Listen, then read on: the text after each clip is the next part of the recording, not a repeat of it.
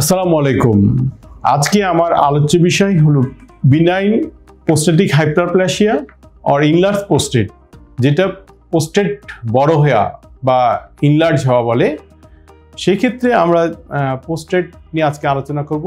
আমি ডক্টর মোহাম্মদ আক্তার কামাল পারভেজ, সহকারী অধ্যাপক, urologist and kidney transplant surgeon, Bangladesh medical বিশ্ববিদ্যালয়, শাহবাগ, ঢাকা। আজকে আমার আলোচ্য বিষয় আগে আলাপ করেছি যে প্রোস্টেট ইনলার্জ। তো প্রোস্টেট ইনলার্জ সাধারণত কাদের হয়, কোন বয়সে হয়?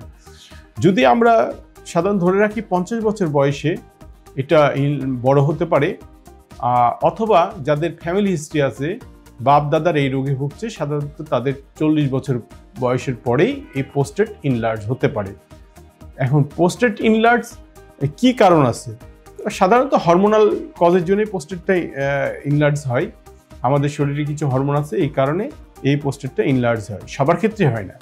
তো ম্যাক্সিমামই এটা আমরা বলেই রাখি যে এটা বয়স্ক রোগ। অনেকে প্রেজেন্ট করে এই সমস্যা নিয়ে 60 বছর পরে, কেউ 70 বছর বয়সের পরেও নিয়ে আসতে পারে, কেউ 80 বছর বয়সের পরেও নিয়ে আসতে পারে। এখন এই প্রোস্টেট ইনলার্জ যেটা হয়, সেই ক্ষেত্রে সাধারণত এই ইনলার্জটা দুই রকম হতে পারে। একটা হলো খারাপ, আরেকটা হলো ভালো। যেটা খারাপ সেটাকে বলে যে বিনাইন, মানে ভালো, আর যেটা খারাপ সেটাকে বলে প্রোস্টেট ক্যান্সার। আজকে আমার আলোচ্য বিষয় ভালোটা নিয়ে। তো ভালোটা আপনাদের আলোচনা করব। এখন এই প্রোস্টেট ইনলার্জ হলে কি সিমটম বা কি সমস্যা হতে পারে? তো প্রোস্টেট ইনলার্জ হলে যেটা হয়, এটা একটা বয়স্ক রোগ। তাদের কি হয়, বারবার পেশাব করতে হয়। প্রসাব করার সময় তাকে অনেক চাপ দিয়ে দিয়ে প্রসাব করতে হয়, ঠিক মতো বেরোয় না।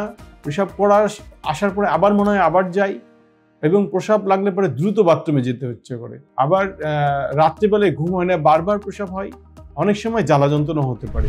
সেই ক্ষেত্রে যদি এরকম কোনো বয়স্ক রোগীদের এরকম সমস্যা হয়, তাহলে আমরা ধরে নিই যে তার প্রোস্টেট ইনলার্জ হয়েছে। আবার অনেক ক্ষেত্রে কি হয়, এই প্রোস্টেট ইনলার্জ বা বড় হয়ে যাওয়ার জন্যে হঠাৎ করে কিন্তু আপনার পেশাব বন্ধ হয়ে যেতে পারে, আপনি প্রসাব নাও করতে পারেন। তো এই সমস্যাগুলো সাধারণত নিয়ে আসি। তো এখন এই যে প্রোস্টেট ইনলার্জ হয়েছে এটা বা প্রোস্টেট বড় হয়েছে, এই ক্ষেত্রে আমরা কি চিকিৎসা দেব বা কিভাবে রোগ নির্ণয় করব? তো রোগ নির্ণয় করার জন্য খুবই একটা সিম্পল, আমরা যেটা করি সেটা একটা আল্ট্রাসোনোগ্রাম করি।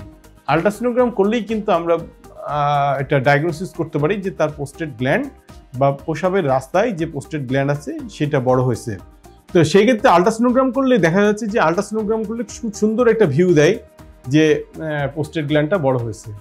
তো প্রোস্টেট গ্ল্যান্ড বড় হলে এটা কত সাইজ হয়েছে যে এটাও বলে দেয়। কিন্তু এই সাইজটার উপরে অনেক সময় ট্রিটমেন্ট নির্ভর করে যে কী ধরনের চিকিৎসা সে পাবে।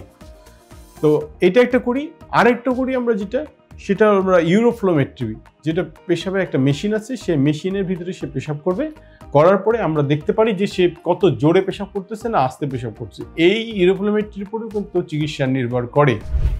আমরা একটা রক্তের পরীক্ষা করি, যেটা হলো যে তার এই যে প্রোস্টেট গ্ল্যান্ড বা প্রোস্টেট ইনলার্জ যেটা বড় হয়, সেটা কি ভালো না খারাপ করার জন্য আমরা একটা পিএসএ করি। যদি পিএসএ বেশি থাকে, 4-এর বেশি থাকে, সেক্ষেত্রে কিন্তু আমরা ধরে নিই ম্যালিগন্যান্ট, মানে ক্যান্সার। সেক্ষেত্রে কিন্তু চিকিৎসা ভিন্ন। আর যদি সিম্পল, যদি বিনাইন হয় বা নর্মাল বড় হয়, সেই চিকিৎসা কিন্তু আলাদা।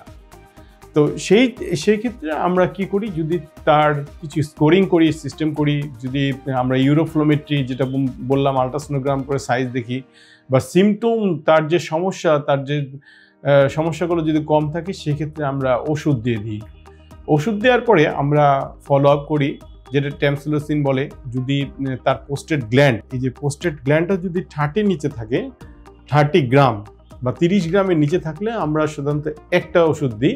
যদি 30 গ্রামের বেশি হয়, বড় হয়, সেক্ষেত্রে কিন্তু আমরা 2টা ওষুধ মিক্সড করে দিই।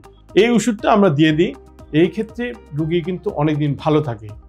এখন এই যে ওষুধটা আপনাকে দিলাম, দেওয়ার পরে এটা আপনার ওষুধটা কাজ করছে না, কখন আপনি বুঝবেন যে এই ওষুধটা আমার কাজ করছে না? হ্যাঁ, যদি দেখেন যে আপনার সিমটমগুলো ঠিক মতন ইমপ্রুভ হচ্ছে না, মানে আপনি ওষুধ খেয়েছেন, ভালো ছিলেন অনেক দিন, কিন্তু হঠাৎ করে দেখা যাচ্ছে যে ওই আপনার যে সমস্যাগুলো, বারবার বাথরুমে যাওয়া, পেশাব করতে কষ্ট হওয়া, পেশাবে জ্বালা যন্ত্রণা হওয়া, রাত্রে বারবার ওঠা, তখন বুঝবেন যে আপনার এই ওষুধ আর কাজ করছে না। যখন ওষুধ কাজ করে না, তখন আমরা কি করি?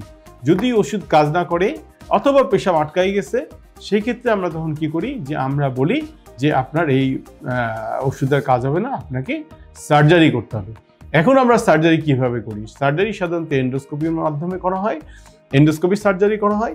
এটা আমরা সুন্দর করে এন্ডোস্কোপির মাধ্যমে আমরা সুন্দরভাবে মেশিন ঢুকিয়ে, আপনারা দেখছেন যে আমরা এই মেশিনটা সুন্দরভাবে মেশিনের সাহায্যে আমরা এই যে প্রোস্টেট গ্ল্যান্ডটা একটু একটু করে কেটে কেটে কেটে কেটে কেটে নিয়ে আসি। নিয়ে আসার পরে আমরা প্রসবের রাস্তাটা ক্লিয়ার করে দিই। এটা খুবই একটা সিম্পল এন্ডোস্কোপিক সার্জারি। এটা সাধারণত হসপিটালে 3 থেকে 4 দিন থাকতে হয়। আগে এটা অনেক বড় সার্জারি ছিল, পেট কেটে করতে হতো, কিন্তু এখন অনেক আধুনিক চিকিৎসা চলে এসছে। যদি আপনারা এরকম কোনো সমস্যায় ভুগেন, তাহলে আপনারা আমার মনে হয় দ্রুত ইউরোলজিস্টের সঙ্গে দেখা করবেন। আমি সাধারণত বিআরবি পান্থপথ এবং কমফোর্ট গ্রিন রোড হসপিটালে প্রতিদিন রুগী দেখি। আমার সঙ্গে যোগাযোগ করতে পারেন। ধন্যবাদ।